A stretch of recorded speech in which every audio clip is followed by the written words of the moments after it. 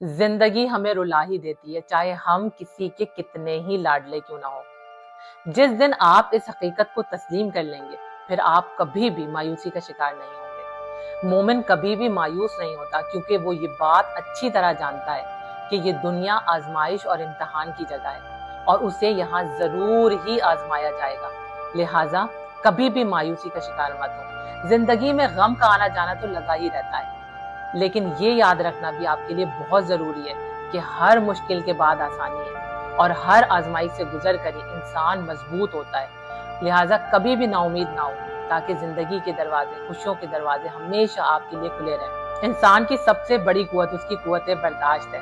اللہ تعالیٰ انسان کی اسی قوت کو بڑھانے کے لیے اسے غم سے، تکلیف سے دوچار کرتا ہے۔ اللہ بڑا ہی رحمان و رحیم ہے، وہ کبھی بھی اپنے بندے کے ساتھ زیادتی نہیں کرتا، بلکہ انسان خود ہی اپنے ساتھ زیادتی کر جاتا ہے۔ نا امید ہو کر، مایوس ہو کر، غم کو اپنے اوپر سوار کر کے، ڈپریشن اور خوف کا شکار ہو کر وہ اپنی زندگی کے ساتھ نہ صرف زیادتی کرتا ہے، بلکہ اپنی زندگی کو اپنے ہی ہاتھوں تباہ و برباد کر لیتا ہے۔